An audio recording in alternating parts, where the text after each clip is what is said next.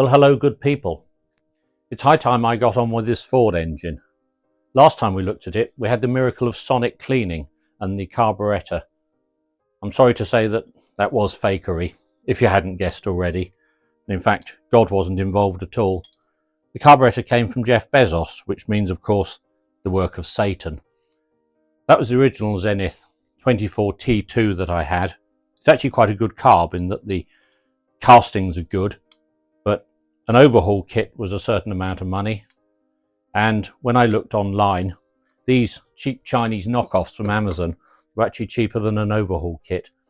I have taken it to pieces. It looks exactly the same inside. Screw threads, fittings, and everything. I'll stick a picture up on the screen of how much it cost. It came from Amazon America, and it took a couple of weeks to get here. Came with gaskets, fuel pipe fittings.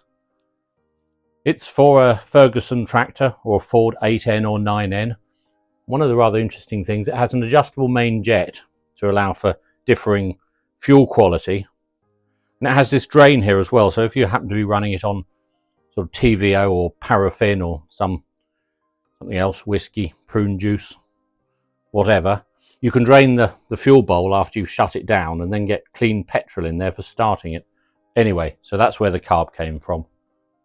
Hopefully it'll work. It was so cheap I sort of can use it for parts even if it doesn't, but I'm sure it will. It's actually, dare I say it, quite nicely made. Anyway, today's exercise is to look at the oil system, so we don't need the carb or manifolds anymore, so I'll take them off and put them away somewhere safe.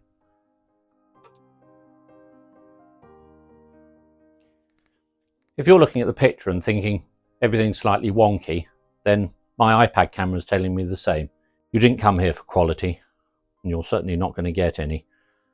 Most of the Pietenpol drawings were done by a 16-year-old called Orrin Hoopman, which is quite remarkable because they're very nice drawings.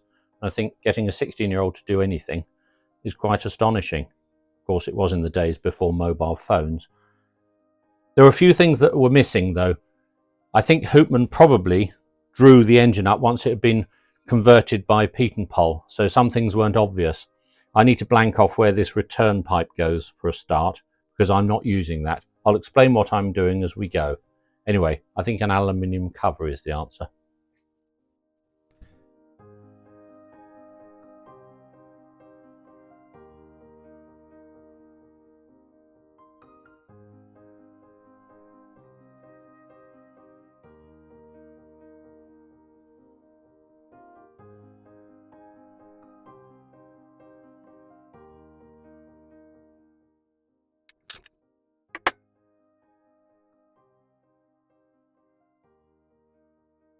Nice original Ford bolt, and I've annealed an old copper washer I found that fits nicely over it.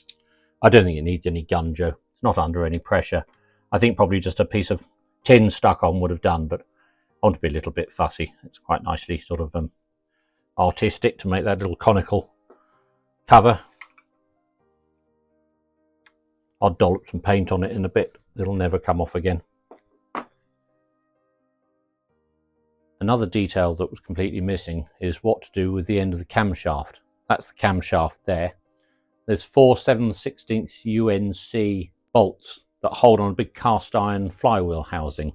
Obviously I'm not going to use that housing. I do have it. I thought about cutting a chunk out of it, but it's cast iron and enormous, and well, I don't want to butcher it. So a bit of cardboard aided design. I came up with that. So I'm going to cut one of those out of some 1/4-inch aluminium plate that I've bought. I also need 2 5-inch discs of aluminium for the propeller hub conversion. So whilst I'm chopping up aluminium, I might as well do the lot.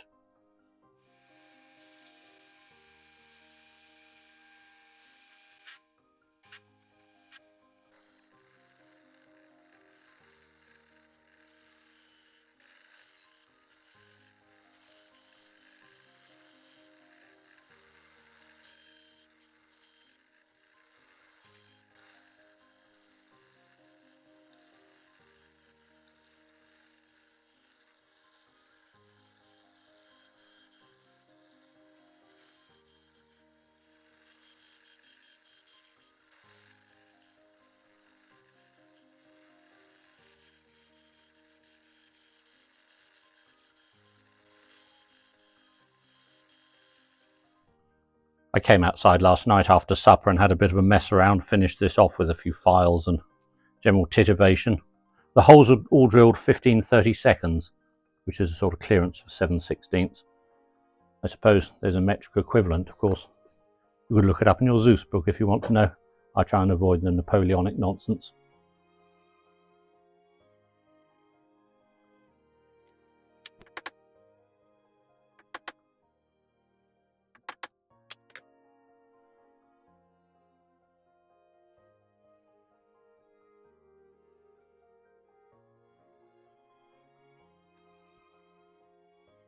Well, I'm rather pleased with that. It looks quite professional, unlike the rest of the job. I probably spent too long on it really, but it was last night. You know, it's like you head out to the workshop, you can spend hours just polishing things up and making them look nice. Anyway, just needs a couple more set screws. I haven't got any. These are original Ford bolts. I did shorten them slightly, but a couple of set screws in there and there with a bit of gunjo around them, and that job's finished. I'll order some from Namrek. The next thing to look at is the valve chest, and this is where Pietenpol came up with some quite serious modifications. I'm going to make the pipe work last, but he put a pipe in here, which is the oil gallery out from the pump. It went up and round, and when with a T-piece fed the centre main bearing, and what becomes the front main bearing used to be the rear main bearing.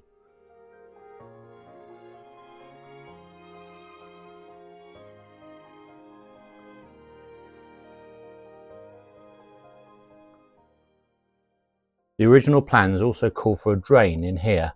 It looks like the casting was drilled and tapped and a union screwed in, but again, it doesn't quite make sense. The front camshaft bearing and the main bearing here both have a drain in the back of the block, but the drain to the crankshaft bearing is quite high up, and if one drained all the oil from here, that crankshaft bearing would never get oil. It would always run dry. So I think the union must have had a standpipe on it, but the drawing doesn't show that at all.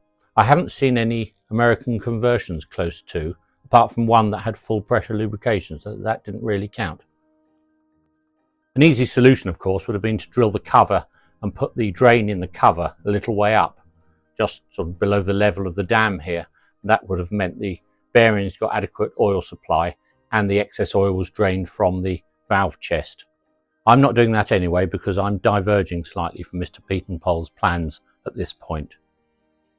One of the other things he did was to replace this enormous cast iron cover with a much lighter sheet steel cover. If I was going to make a flyer, I think I would make the cover out of 1/8 of an inch aluminium, but I had some steel sheet, so I've made a new cover anyway. Won't be quite as easy to seal because of course this is more likely to deform between the holes. So I shall do as Ivan Dutton does on Shed Racing and just stick it on with Tiger Seal when the time comes. I shortened a load of new nuts and bolts as well, which should hold it on properly. I didn't have enough original Ford ones, and these set screws are fine.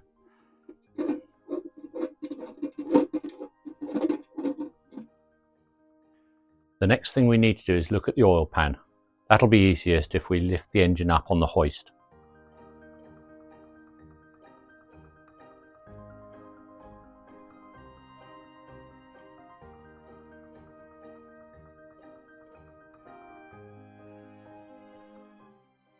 I've hoisted the engine up. I put the crankshaft, so numbers 2 and 3 are pretty much at bottom dead centre. So you can see the oil dippers there for the big ends. And this is the dipper pan that sits inside the sump. On the Ford engine, the migration of oil through this dipper pan is effectively from front to back this way. So if we put the dipper pan slightly like that, if the car was going uphill, I did explain this in an earlier episode, but this is a bit of a recap, then all the excess oil ends up running down that bypass pipe into here and then into the dipper pan, and it fills each of these dipper trays in turn. And then the excess finally runs off the back of the pan. This cutout here is for the oil pump, and that hole there is for the dipstick. What Bernard Pietenpol did was to make the oil migrate the other way through the engine, because obviously the propeller hub end of the engine is the highest, particularly when it's sitting on the ground. He did this by putting that rather strange drain in the valve chest there that we haven't quite got to the bottom of, although I think it had a standpipe. And so that drained until it fed the dipper pan here. He also took some oil straight from the pump, and that's a gallery to the pump there, and fed it into the dipper pan this side. He also put dams, and I think the later Model A pan is naturally slightly different to this one. So what Bernard did was weld some dams on each side of where the dippers run, so the dipper pan would stay full of oil far more, even when it was pointing that way. He also cut off, and I've done the same, the drain from the rear main bearing that becomes the front main bearing, and welded an apron on to the front of the pan here, so oil that came through that bearing, which is also the thrust bearing, went into the front of the dipper pan and migrated backwards slowly as well. He did everything to make sure the engine got enough oil at phases of flight when it would have high angles of attack and probably be at full throttle, like in the climb. Didn't really matter so much in the descent, although his Pietenpol pipe that is running in here, and we looked at the picture of earlier, took care of most of the problems. Basically, he ended up making a Model B oil system in a Model A. It's all quite clever.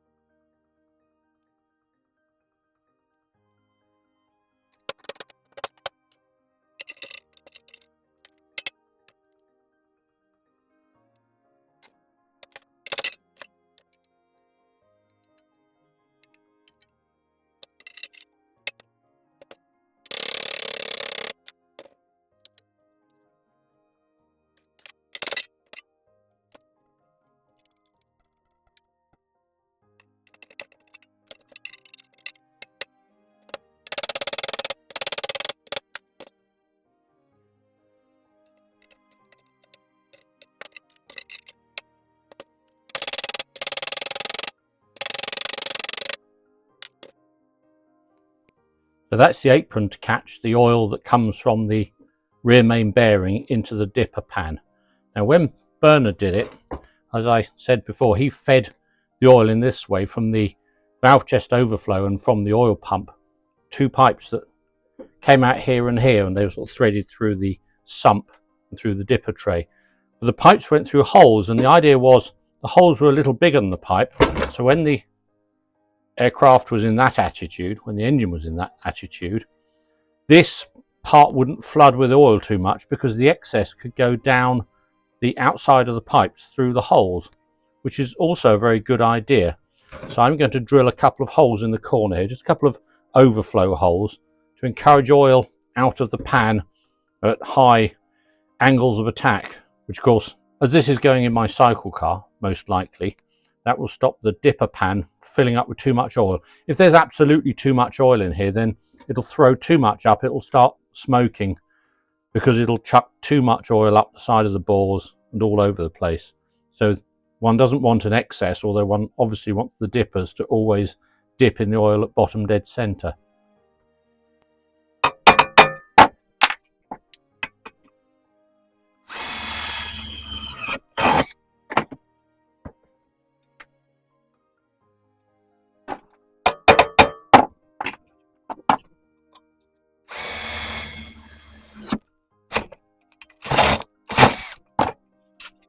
It's not the most scientific of methods, I'll grant you, but all we want to do is prevent too much oil building up in here. I think those two holes will be fine.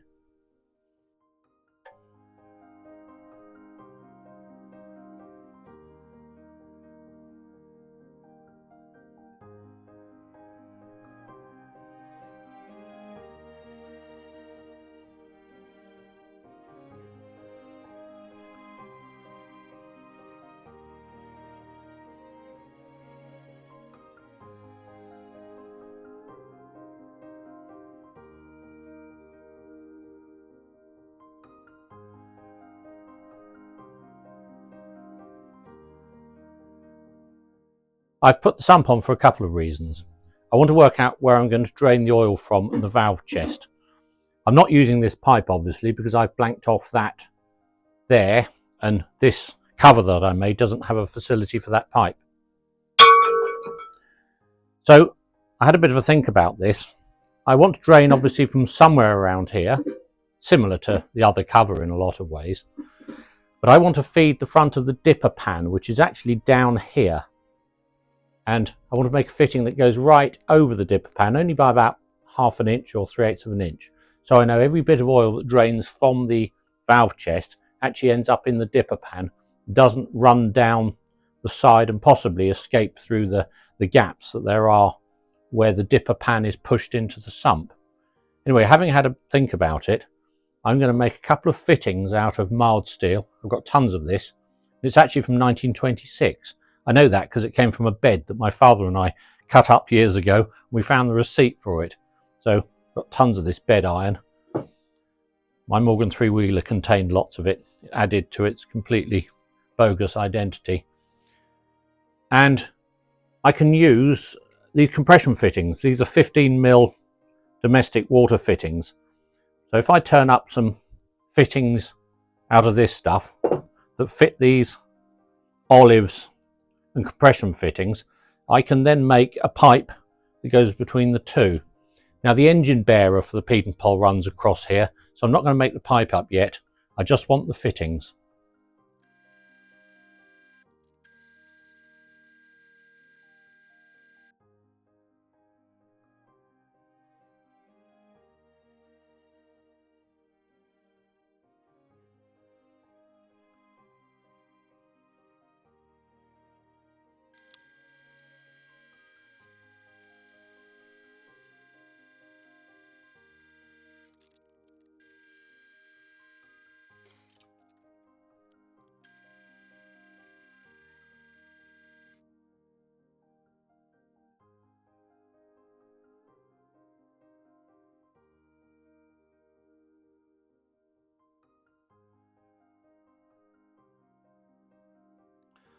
So there we are, a couple of fittings. They look a bit like valve guides.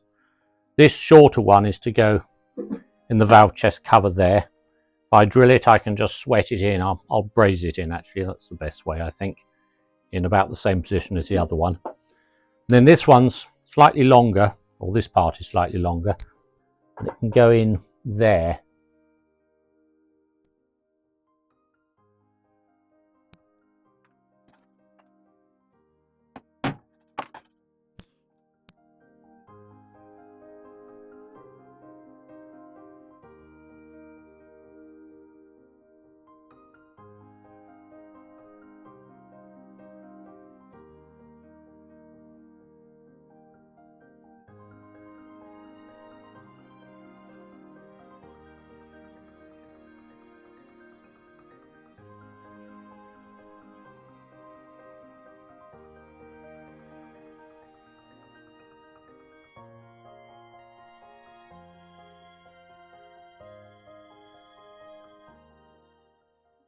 Well, the cover's on. It seems to seal along here quite well. It's all done up tight. I'll use a bit of tiger seal around sort of there. I don't think I'm going to bother with a gasket. I will obviously take it off and paint it, paint this in and paint that in as well. The other reason putting the sump on, as I'm sure you've noticed, is this here. Originally the cover on here was this enormous cast iron job, which it fits very well and no doubt seals very well, but weighs a ton. And in the plans, Bernard replaces it with a steel cover. I've chopped a suitable lump of steel out already from the big sheet of steel I've got. But what I need to do is mark the edges here. I'm just going to scribe it there and there. And I need to cut the front of the sump off straight through there, so it lines up as vertically as possible pretty much. I'm going to use a disc cutter. Obviously I'll take it off, cut it round, and it's replaced with a steel plate. Now originally Bernard's version had a flinger ring and various other things.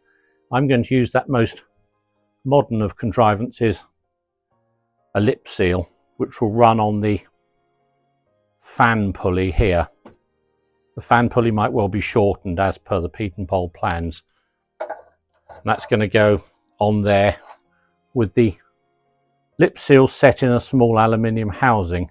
But when I was cutting out those discs yesterday, I also cut out this as well to machine the housing out of.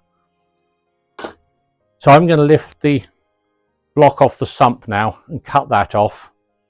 This is a good place to stop, so I'm going to finish editing this and put it out, but I'm going to carry on a week with this engine, so we should have part 8 out very soon. As always, thank you for watching.